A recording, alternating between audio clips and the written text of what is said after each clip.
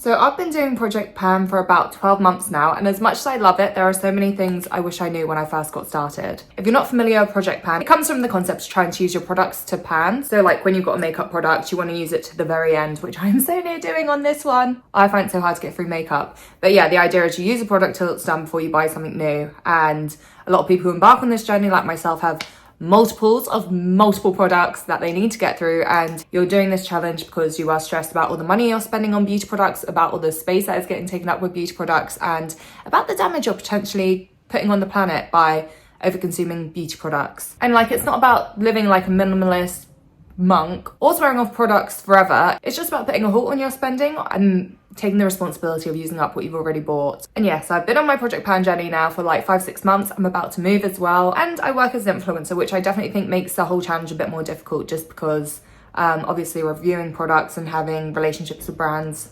and trying out new things is a part of my job. And it's about trying to find the balance there of embracing this challenge and still being able to like do this job and earn a living. And I used to use that as an excuse to not do Project Pan, but I think it's really helpful to know that just because you can't do something fully doesn't mean you shouldn't do it at all. So I'm really happy I found an approach that works for me with Project Pan, but over the last few months, there are some things that have gone right and some things that have gone wrong. So yeah, this video is just about going through the top tips for you guys, so that if you're starting your journey, if you're thinking about getting started, if you've been doing it a while, hopefully these will help you out. My number one tip, which I really feel like is non-negotiable, is starting with a stock take. Not only is it really satisfying seeing every beauty product you own laid out in front of you, but it's also a good reality check. So I'm not just talking about emptying out that drawer in your bedroom or that cupboard in your bathroom. I'm literally talking about going through like every coat pocket, every bag, every drawer, just everything. Gather up every product and really understand just how far you've gone and how many duplicate products you have, how many products you have that are half empty, etc. There is something just so outrageous about seeing it all laid out in front of you that, like, even though you know the problem's bad, you've still probably underestimated how many products you have.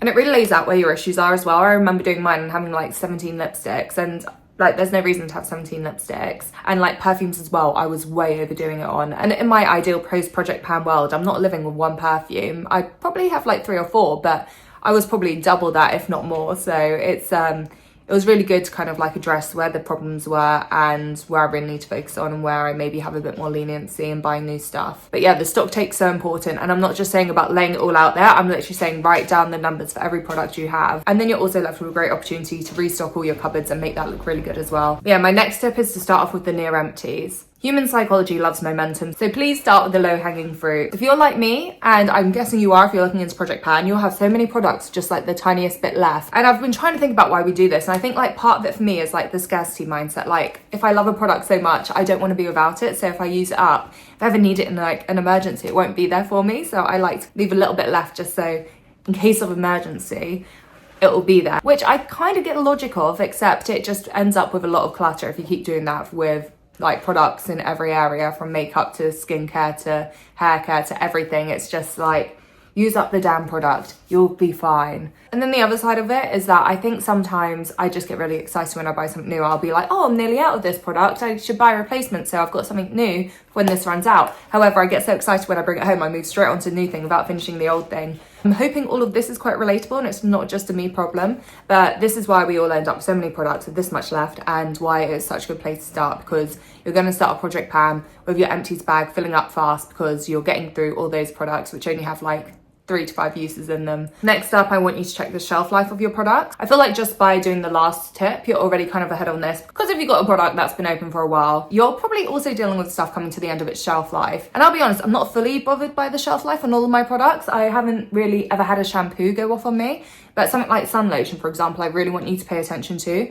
If you know for a fact that you bought this sun lotion like 9 months ago and it's got a 12-month date on it, really make it a priority to use it up in the next 3 months, because something like sun lotion, where it's actually like linked to your health as well as just a general toiletry, you really want to make sure you're using something that is safe and effective. So if it does go out of date, you are going to have to chuck it away, and we really don't want to be ending up in that space, especially if we're trying to do this to like save money, save on waste, save the environment. Like, try and use up what you can and just keep an eye on some of those shelf lives and really highlight some of the products that you need to use up fast. Number 4 is to remember why you're doing this. I'm sure it's an internet trend you saw online and just thought that you wanted to get on board with, but there was a part of it that sparked you and resonated with you. My bank balance can definitely be helped with a lot less impulse purchases. I was just losing track of stuff as well. Like, I'd feel like really confident I had a spare shampoo somewhere, I just couldn't find it. So I really needed to get on top of where I was storing stuff. 3, I live in a house share, very limited space, so I waste a lot of it in hoarding beauty products that I haven't yet used. And I'd rather just have a tidier environment than live like that.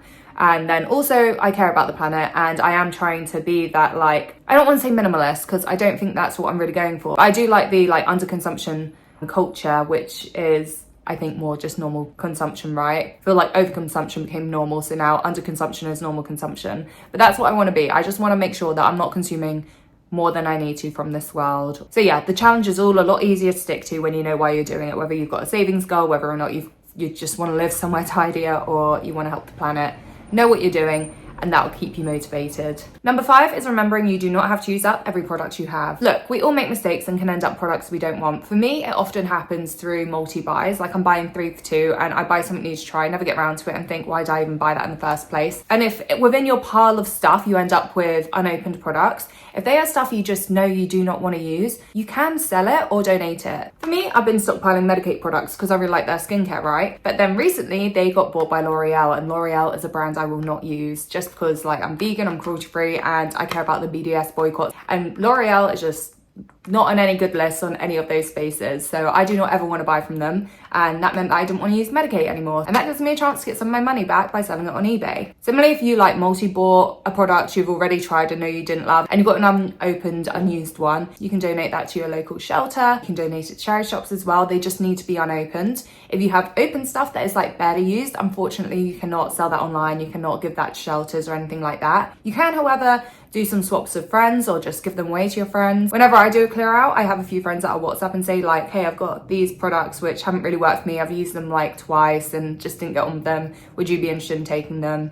Like, people just get back to me, and if they want them, they want them, and if they don't, that's that. But it helps me get through my stock without having to use stuff that I do not like, because some products are good products, but they're just not good products for us, right? I don't know if number 6 really applies to everyone, but I really believe in the seasonal rotation. I don't know if it's because I'm a Londoner and the temperature is just so different between summer and winter, and my skincare needs really vary, my hair care needs really vary, the perfumes I wear will vary. As I get a tan, like, the makeup I wear will vary because my colorings will change so much. So it's okay for me to have some products which are just seasonally specific. I'll probably be using a different day cream in the summer versus the winter because I get really sweaty in the summer and I want something a bit more mattifying. That just does a little less, that is a bit more lightweight, versus the winter where I do want something like kind of thick and protecting my skin from the harsh winds outside. That is normal. I feel like the most known one of this is, like, you will want a different foundation after you've got a tan versus before a holiday. So, like, in that situation, if I ran out of like a foundation and all that was left were ones that didn't suit my skin tone, I would go out and buy a new one. If I ran out of all of my summer perfumes and all I had was these like really like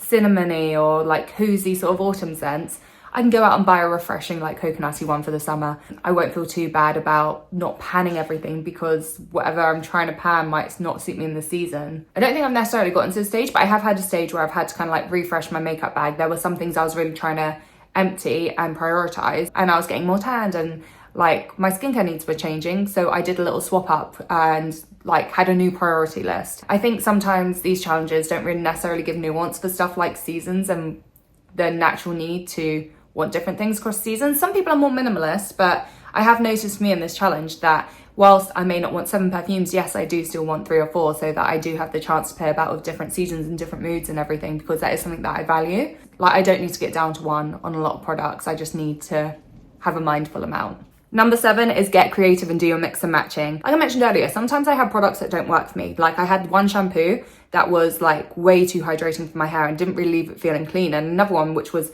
way too cleansing and left my hair like feeling really dry and stripped. Both were great brands, great products, just for me weren't perfect. And I just started mixing them together and ended up with a really nice shampoo. So I started using them kind of like that, like a little like potion lotion class, and it worked out really well and I got through the products and my hair was really happy. Similarly, if you end up with like conditioners which don't quite work for your hair, I like to use them as like shaving creams a bit, so I'll put them on my legs and then shave using those. If there's a lipstick you don't like, you can try using it as a blush instead, or an eyeshadow or something. Like, there are so many different ways to get creative, and if you guys have any tips, I would love to hear them. But yeah, that's one of my favorite things about Project Pan. You do get to be like a little bit more experimental, and it really reminded me of being a kid, like back when all you had was your little pocket money and you weren't overspending on beauty, and you just had to get a bit creative with how you were putting things together. And yeah, like I say, fun part of Project Pan. Number 8, as fun as it is to replace the joy of buying something new with the joy of collecting another empty, don't rush into it just because you're trying to rush through the challenge, win points, collect products,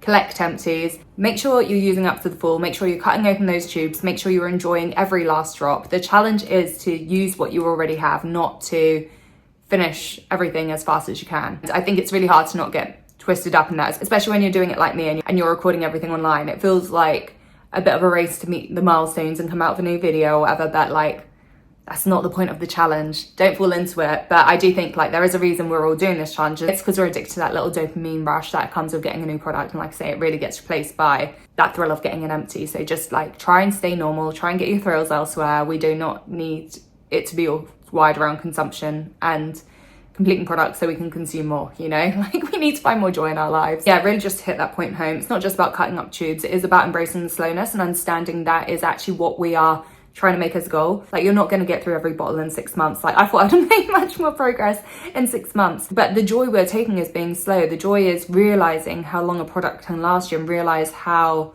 crazy we've been to buy like 5 new beauty products every month. Like, what are we doing? We don't need to be doing that. Savor the products you love. Don't panic if it takes you a while. If it takes you 2 years to finish a bottle, you still finish it eventually, right? Tip number 10 sounds a bit odd after that one, but do save your empties. Like I say, don't rush fill up your empties bag. But as you're going through the challenge, it is actually really nice to see them pile up. If you're just getting rid of the empties every time you finish, you are going to forget of how many things you've gone through. And there's something really satisfying in being able to count them out, see what you've used, and feel proud of yourself and give a pat on the back. But beyond that, it just makes sense to recycle your bathroom empties altogether. I absolutely love collecting my empties, and it's not just so I can see my progress. One big part of it is that when you recycle your empties, you really need to like wash them up and clear them out properly, and that takes time. So I like to kind of like fill up a bag and then clean it all out together. It feels more efficient. You can just put on a podcast and really go through it. And also you generally get better rewards if you bring back 5 or more products at once. Like with Lash, for example, I can take back an empty and get 50p off a new purchase, or if you take back 5 of these, you get a free face mask, which is worth like 10 quid or something. So that's a really good way to make some money back on all of your returns and empties. Similarly, Boots has a similar scheme with their hard to recycle products, where I think you get a 5 off, you spend 10 quid or something like that. I've done a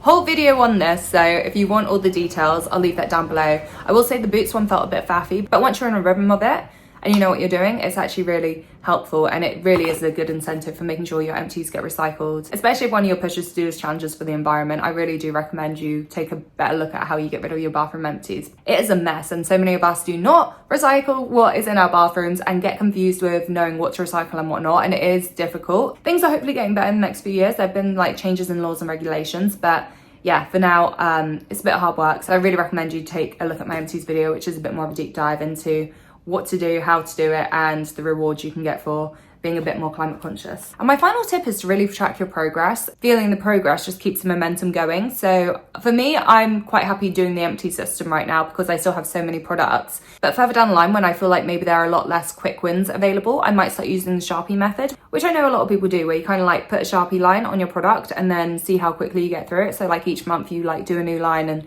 track how quickly you get through things. It's not something I currently do, but I definitely would be open to doing it, especially like I say further down the line with those products that just take you a little longer to get through. And to remind yourself you are making progress, it just doesn't happen overnight. So yeah, I hope all these tips help you out with Project Pan. I hope it really encourages you to take part. I'm really glad that I'm doing it, even if I'm doing it rather imperfectly. I have a stock take coming up because I'm about to move and I really want to count out everything, and I am terrified that in a couple of categories I might actually have more products, which would be so embarrassing and so not what I'm trying to do here. But hopefully overall, yes, I've made good progress. And especially as someone that works as a content creator, there are so many trends going around that you just look at and think like, this is hell on earth. Like, how are we having another micro trend already? All the gimmicky products, all the viral moments, it is just exhausting and the overconsumption is real. So to see a challenge like this, which is a bit of a rebellion to that is promoting like the underconsumption nature, using up what you have. Don't keep spending your money on shit you don't need. It's really liberating to be part of this challenge and to kind of give a bit of a fuck you to the beauty industry that keeps trying to sell us happiness and beauty in a product that is just a face lotion, you know what I mean? Like, it's not going to change your life. Project Pan really keeps you connected to the things that you own and keeps you away from being sold a dream when you're just being sold a perfume. It saves you money, it declutters space, it reduces your impact on the world, and it really does shift your focus in the beauty space from impulse to intention. So really, really love it. Really recommend giving it a go. It is hard, it is challenging. Like, marketing is so advanced these days and the pressure to buy is unreal. And I might do a video full of like my fails, because there have been a couple, but overall, no, I feel like I've made good strides and I feel like it's really changed my brain chemistry. So I'm so glad I did it. I hope all these tips help. And if you've got any more down below, let me know. My name is Nicole. I do a lot of videos on like trying to become a bit more under consumption-y, and also about vegan things too. I've been vegan for nearly 18 years now. So yeah, if that sounds like your sort of thing, please do hit follow. I'd love to see you again. But until then, bye.